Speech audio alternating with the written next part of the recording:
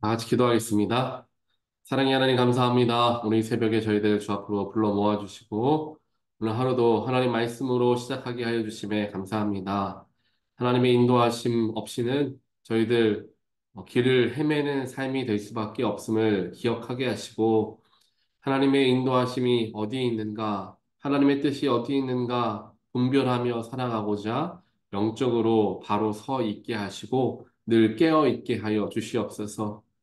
그래서 저희들의 삶이 하나님께 붙들린 삶이 됨을 고백하게 하시고 나의 삶에 가장 필요한 것을 가장 좋은 때에 허락하실 주님을 소망하며 기도하며 나아가는 우리의 모습이 될 수 있도록 성령께서 저희들과 동행하시고 힘주시고 또한 저희들 능력으로 함께하여 주시옵소서.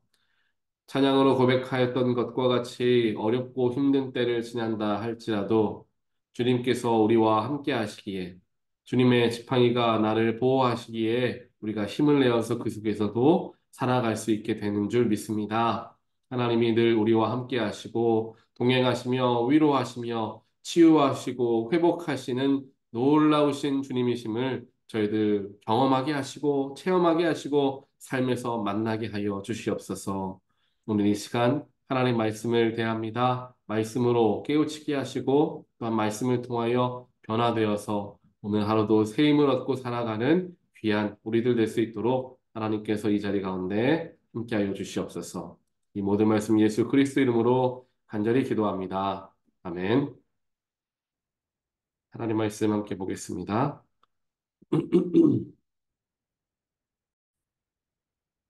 오늘 말씀 열왕기상 9장 1절로 9절 말씀입니다. 솔로몬이 주님의 성전과 왕궁 짓는 일과 자기가 이루고 싶어 한 모든 것을 끝마치니 주님께서는 기브온에서 나타나신 것과 같이 두 번째로 솔로몬에게 나타나셔서 그에게 말씀하셨다. 네가 나에게 한 기도와 간구를 내가 들었다. 그러므로 나는 내가 내 이름을 영원토록 기리려고 지은 이 성전을 거룩하게 구별하였다. 따라서 내 눈길과 마음이 항상 이곳에 있을 것이다. 너는 내 앞에서 내 아버지 다윗처럼 살아라. 그리하여 내가 내게 명한 것을 실천하고 내가 내게 준 율례와 규례를 온전한 마음으로 올바르게 지켜라. 그리하면 내가 내 아버지 다윗에게 이스라엘의 왕좌에 앉을 사람이 그에게서 끊어지지 아니할 것이라고 약속한 대로 이스라엘을 다스릴 내 왕좌를 영원히 지켜주겠다. 그러나 너와 내 자손이 나를 따르지 아니하고 등을 돌리거나 내가 내게 일러준 내 계명과 율례를 지키지 아니하고 곁길로 나아가서 다른 신들을 섬겨 그들을 숭배하면 나는 내가 준 그 땅에서 이스라엘을 끊어버릴 것이고 내 이름을 기리도록 거룩하게 구별한 성전을 외면하겠다. 그러면 이스라엘은 모든 민족 사이에서 한낱 속담거리가 되고 웃음거리가 되고 말 것이다. 이 성전이 한때 아무리 존귀하게 여김을 받았다고 하더라도 이곳을 지나가는 사람마다 놀랄 것이고 어찌하여 주님께서 이 땅과 이 성전을 이렇게 되게 하셨을까 하고 탄식할 것이다. 그러면서 그들은 이스라엘 백성이 자신의 조상을 이집트 땅으로부터 이끌어내신 주 그들의 하나님을 버리고 다른 신들에게 미혹되어 그들에게 절하여 그 신들을 섬겼으므로 주님께서 이 온갖 재앙을 그들에게 내리셨다 하고 말할 것이다. 아멘. 오늘 우리가 보는 열왕기상 9장 말씀에서는 솔로몬이 이제 성전을, 하나님의 성전을 짓고 본인이 살 집, 왕궁을 짓는 일들을 이제 다 마친 후에 하나님께서 다시금 솔로몬에게 나타나시죠. 기브온에서 나타나셨던 하나님이 두 번째로 솔로몬에게 나타나십니다. 기브온에서 나타나셨던 하나님은 이제 솔로몬에게 나타나셔서 그가 1,000번의 제사를 드렸을 때 그에게 무엇이 필요한가에 대하여 이야기하였고 물으셨고 거기에 대한 지혜를 달라라는 솔로몬의 고백이 담겨져 있었던 때가 바로 기브온에서 첫 번째로 하나님을 만났을 때입니다. 그리고 물론 하나님께서 영으로서 그에게 나타나셔서 말씀하신 적은 여러 번 있죠. 특별하게 솔로몬이 하나님의 성전을 짓기 시작할 때에 하나님께서 그에게 말씀을 하시죠. 그 말씀을 하시는 게 성전을 짓기 시작하는 그 마음의 중심 속에 네가 나와의 관계를 하나님과 인간의 관계로서, 즉 언약의 관계로서 지키며 살아갈 것을 먼저 말씀하십니다. 즉 성전을 짓고 왕궁을 짓고 이러한 무엇인가 보여지는 것을 짓는 것이 자칫 잘못하면 무엇인가 아름다운 성전을 지음을 통하여서 거기가 자체가 우상이 되어질 수도 있기 때문입니다. 또 그 업적을 자신의 즉 솔로몬의 업적이라고 여겨지면서 그의 이름이 높아질 수도 있는 것이죠.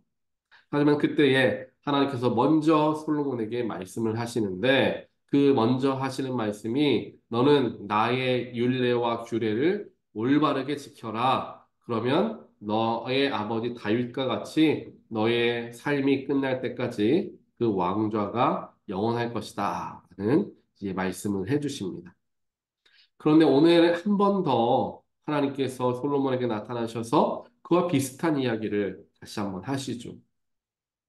무엇인가 결국에는 하나님께서 두 번에 걸쳐서 나타나셔서 말씀하시기를 솔로몬이 하나님의 성전을 짓기 시작하는 그때부터 마지막 성전을 짓는 것을 마치고 오늘 1절에 보니까 자기가 이루고 싶어 한 모든 것을 끝마치니 라고 이야기합니다. 즉 시작할 때 나타나셨고 끝마칠 때 나타나셨다라는 거죠. 그리고 그 두 번의 나타나심 속에서 말씀하셨던 내용은 동일한 말씀이었다라는 겁니다. 그 동일한 말씀이었다라는 건 뭡니까? 시작할 때도 그 말씀, 마칠 때도 그 말씀이었다라는 것은 그 말씀이 솔로몬과 하나님의 관계 속에서 제일 중요한 말씀이 되어진다라는 거예요. 오늘 이 말씀이 솔로몬에게 주어진 말씀과 동시에 저와 여러분에게 동일하게 주어진 말씀으로 받고 그 말씀을 지키고자 노력하며 살아가는 우리 저와 여러분 되시기를 주님의 이름으로 간절히 축원드립니다. 오늘 말씀 4절을 보면은 이야기하죠. 내가 너희에게 명령한 것을 지키고 율례와 규례, 즉 율법을 지키면서 온전한 마음으로 올바르게 그 율법을 지켜라 라고 먼저 말씀하십니다. 율법, 하나님이 명령하신 것, 그것은 하나님과 인간 사이에 맺어진 약속입니다. 그 약속을 올바르게 지키라는 거죠. 누군가와 우리도 약속을 하지 않습니까? 그런데 굉장히 중요한 약속을 했는데 그 약속을 누군가는 중요하게 생각하고 그 약속 장소에 나가는데 누군가는 그렇게 중요하지 않게 생각하고 그 약속을 깨버리고 다른 데에 가버렸다라고 한다면 그 두 사람의 관계는 깨질 것입니다. 왜냐하면 그 중요한 약속을 지키지 않음으로 말미암아 신뢰의 관계가 깨졌기 때문이죠. 하나님과 인간의 관계, 하나님과 우리의 관계도 마찬가지입니다. 하나님과 맺은 이 약속이 되는 것이 바로 율법, 지금 구약에서는 율법이지만요. 구약에서는 율법이고 신약에서는 예수 그리스도이죠. 그 지금에서 우리가 들어와서 말씀을 드리자면 예수 그리스도가 우리 삶에서 사라지고 그리스도가 우리의 온전한 구주가 되어지지 않는다면 하나님과 우리의 관계가 깨지는 것과 마찬가지다라고 우리는 생각해 볼 수가 있을 것입니다. 그렇다면 우리가 늘 예수 안에 살아가고자 노력하는 것 자체가 하나님과 연결되어진 삶을 살겠다라는 마음가짐과 연결된다라는 것이죠. 하나님과 연결되어진 사람에게 주어지는 축복은 무엇입니까? 하나님은 모든 생명의 근원이시고 모든 축복과 모든 능력의 근원이 되시는 분이 하나님이십니다. 그 하나님과 함께 우리가 연결되어져 있을 때 그 영적인 축복과 그 생명력을 지속적으로 공급을 받을 수가 있게 됩니다. 그런데 그 공급을 받을 수 있게 되는 통로가 되시는 분이 예수 그리스도이시죠. 그런데 그 예수 그리스도와 우리가 멀어졌다라고 한다면 나의 삶에 예수께서 온전한 구주가 되지 못하신다라고 한다면 하나님께로부터 주어지는 그 영적인 힘과 능력이 끊어지게 되겠죠. 그러면 우리의 영은 메말라 가고 결국 영이 죽는 일들이 일어나게 된다는 것입니다. 세상적으로는 좋아 보이고 건강하고 잘 사는 것처럼 보일지는 모르지만 영적으로는 완전히 정말 사망에 가까운 상태에 이르게 될 수밖에 없다는 것입니다. 그렇기에 우리는 예수 그리스도를 늘 우리의 삶의 구주로 모시며 예수를 따르는 삶을 살고자 항상 마음을 써야 한다는 거예요. 오늘 사절에서도 온전한 마음으로 지켜라 라고 이야기합니다. 온전한 마음, 즉 그 율법과 율례와 규례를 지키기 위해서는 우리는 마음을 다해야지 지킬 수가 있는 거예요. 예수님을 우리의 구주로 모시며 살아가는 것도 우리의 마음을 다해야지 가능해지는 일이다라는 겁니다. 우리가 조금만 마음을 세상에 빼앗기고 조금만 우리의 시선을 조금만 세상에 빼앗기게 되면 금방 예수가 내 마음의 중심에서 벗어나지게 되는 일들을 우리는 경험한다라는 거예요. 그래서 예수를 구주로 모시기 위해서는 우리는 온전한 마음으로서 마음을 다하여서 노력해야 하는 부분이 바로 예수가 나의 구주가 되시고 그 구주께서 나의 삶의 주인 되신다라는 고백하는 삶이 되어진다라는 거예요. 그래서 6절에서도 이야기하죠. 만약에 그러나 이 반대 얘기예요. 그러나 너와 내 자손이 나를 따르지 않고 등을 돌리거나 라고 표현합니다. 등을 돌리는 거예요. 하나님을 바라보고 있던 사람이 등을 돌린다는 건 뭡니까? 다른 걸 보고 있다라는 거죠. 다른 세상 좋은 거에 마음을 빼앗기게 된다는 거예요. 그리고 하나님을 따르지 않고 더 이상 세상의 것들을 따르기 시작한다는 거죠. 세상적으로 더 좋아 보이는 것, 나에게 유익해 보이는 것, 지금 순간적인 기쁨을 나에게 주는 것들에 마음을 빼앗기고 시선을 빼앗겨서 하나님께로부터 등을 돌리게 되면 결국 하나님과 우리의 관계가 끊어진다. 7절에서는 이야기합니다. 내가 준 그 땅에서 이스라엘을 끊어버릴 것이다. 만약에 그렇게 하면 이렇게 하나님 말씀하시죠. 그 내가 준 그 땅은 가나안입니다. 가나안은 결국 굉장히 영적인 상징적인 의미가 있는 곳이죠. 하나님과 이스라엘 백성들 간의 약속의 땅이었습니다. 가나안이라는 것은 하나님을 따라갔을 때, 하나님을 신뢰했을 때, 하나님을 붙잡았을 때 들어갈 수 있는 곳이 가나안 땅이었죠. 하지만 이 광야 1세대 사람들은 하나님을 배반하고 하나님을 원망하고 하나님 이외의 우상신을 섬기는 그러한 죄악들을 저지르지 않았습니까? 그래서 그들은 약속의 땅에 들어가지를 못하고 그 광야 2세대 아이들이 이제 들어가게 되었다라는 것을 구약 성경을 통해 우리는 보게 됩니다. 그래서 오늘 말씀 7절에서 이야기하는 것과 같이 너희들이 나에게서부터 등을 돌리고 나를 따르지 않으면 내가 준 그 땅, 그 약속의 땅인 가나안에서 너희들을 끊어버릴 것이다. 라고 이야기하죠. 하나님과의 약속의 그곳이 사라지게 된다는 것. 상징적인 하나님과 인간 간의 관계, 하나님과 이스라엘 백성들과의 그 약속의 관계의 상징적인 지역인 가나안으로부터 쫓겨나게 될 것이다. 라고 하나님이 말씀을 하시는 거죠. 그리고 나서 네가 지금 솔로몬이 지은 아름다운 성전도 다 폐허가 되어서 지나가는 사람들마다 어떻게 하나님의 아름다운 성전이 저 지경이 되었나 탄식할 일들이 생길 거다라고 이야기하죠. 그런데 실제로 어떻게 됩니까?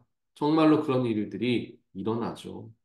이스라엘 백성들이 바알신을 섬기고 여러 가지 우상 신들을 섬김으로 말미암아 하나님께로부터 등을 돌리게 되니까 결국 이스라엘 하나님께 온전하게 드렸던 예루살렘 성전이 무너지게 되고 그들이 다 가나안 땅에서 쫓겨나서 바벨론의 포로로 페르시아의 포로로 잡혀가게 되었던 그러한 때가 성경에 기록되어 있지 않습니까? 결국 그 일이 일어나고 말았다는 거예요.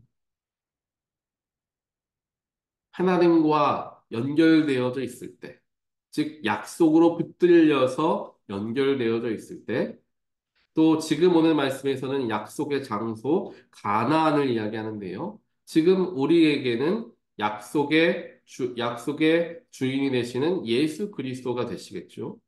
예수 그리스도 안에서 우리가 살아가고 거할 때에 그것이야말로 하나님과 우리들이 연결되어지는 놀라운 축복의 자리가 되어진다는 사실입니다. 이것을 놓치고 우리가 이것을 잘 알고 있지만 이것을 깊이 있게, 즉 마음을 다하여 바라보지 못하고 지키지 못하면 우리는 언제든지 영적으로 메마를 수밖에 없는, 또한 범죄할 수밖에 없는 연약한 사람들임을 우리 모두는 기억해야 할 것입니다. 그래서 우리의 연약함을 우리가 스스로가 인정하고 하나님께 더 엎드려 우리의 부족함을 아뢰며 능력으로 덧입혀 주실 것을 우리는 간구해야 합니다. 날마다 우리와 함께하여 주시는 성령님께서 나의 삶을 인도하시는 것을 붙들 수 있는 그러한 마음들을 우리가 가져야 되겠죠. 세상에서 아무리 좋아 보이는 것들로 우리의 마음을 속인다 할지라도 그것이 속임인 것을, 그것이 진정한 온전한 것이 아님을 분별하며 나의 삶에 가장 필요하고 중요한 것은 결국 우리의 영이 사는 것임을 기억하며 그것을 추구하며 살아갈 때 결국 하나님과 우리는 연결되어진 삶을 살아가게 된다는 거예요. 그러면 그 안에서 놀라우신 은혜와 축복이 끊임없이 우리에게 허락되어지게 되는 것이죠. 사랑하는 성도 여러분, 우리의 삶에서 가장 중요한 것은 하나님과 연결되어져 있는 삶입니다. 하나님과 연결되어져 있는 삶은 예수를 구주로 모시며 살아가는 삶을 의미합니다. 예수를 구주로 모시며 살아가는 삶은 예수님께서 원하시는 것, 예수님께서 기뻐하실 것, 예수님께서 행하셨던 것들을 따라 행하며 살아가고자 마음을 다하며 삶을 대할 때 그것이 바로 예수를 구주로 모시며 살아가는 삶이 되어지는 겁니다. 그것이 바로 세상과 구별되어지는 것이고 그것이 바로 영에 속한 사람의 삶의 모습이 되어지는 것이죠. 결국 그 삶이 우리에게 가장 중요합니다. 하나님과 약속을 지키는 자에게는 하나님께서 우리를 영원히 지켜주겠다라고 말씀하십니다. 삶이 끝날 때까지, 지금 이 생에서 100년 혹은 90년, 100년의 삶이 끝날 때까지 지켜주겠다가 아니에요. 이 땅에서 너희들을 지켜주겠다가 아니라 영원히 지켜주겠다. 그 말은 무엇입니까? 죽음마저도 이겨낼 수 있도록 해주겠다라는 말씀이지 않겠습니까? 즉, 하나님의 말씀, 하나님의 약속의 증거가 되시는 예수 그리스도를 끝까지 한 마음으로 마음을 다하여서 그를 내 마음에 지키는 삶을 살아가면 하나님께서 우리에게 영생을 허락하여 주시겠다라고 함께 연결해서 우리는 이 말씀을 볼 수 있을 것입니다. 영원한 것을 추구하며 살아가는 삶을 살아가는 저와 여러분 되시길 간절히 바랍니다. 그러한 마음을 갖게 되었을 때 우리는 훨씬 더 삶을 바라보는 지혜가 깊어지게 되고 무엇이 순간적이고 무엇이 영원한가를 분별할 수 있는 마음과 눈들이 생기게 될 줄 믿습니다. 오늘 하루도 나와 함께 하시고 나의 온전한 구주 되시는 예수를 바라보며 주님이 지금 어디에 계신가를 살펴보며 그를 따라가려 노력하는 삶을 기울이는 저와 여러분 되시기를 다시 한번 주님의 이름으로 간절히 축원드립니다. 우리 같이 기도하겠습니다. 사랑해 주님 감사합니다. 오늘 말씀을 통하여서 하나님이 예수를 통하여서 우리와 깊이 있게 연결되어지길 원하시고 그를 통하여 우리를 영원히 지키시길 원하시는 분이심을 다시 한번 알게 되었습니다. 우리가 해야 할 것은 바로 온 마음을 다하여서 예수를 우리의 구주로 모시며 삶을 살아가는 것인 줄 믿습니다. 하나님 그것이야말로 나의 영원을 위한 것이며 나의 또한 영생을 위한 것임을 저희들 기억하며 그것이 가장 가치 있는 것임을 깨달아 알 수 있는 우리 모두가 될 수 있도록 하나님 축복하여 주시옵소서. 오늘 하루도 이런 훈련들을, 이런 노력들을 기울이며 살아가길 원합니다. 주님의 마음을 닮아가려 노력하고 주님께서 기뻐하시는 것을 이루고자 노력하는 삶이 되어질 수 있도록 오늘 하루 지켜주시어서 오늘도 주님과 함께 기쁨으로 감사함으로 살아가는 하루 될 수 있도록 하나님 우리의 삶 가운데 함께 하여 주시옵소서. 이 모든 말씀 예수 그리스도 이름으로 간절히 기도합니다. 아멘.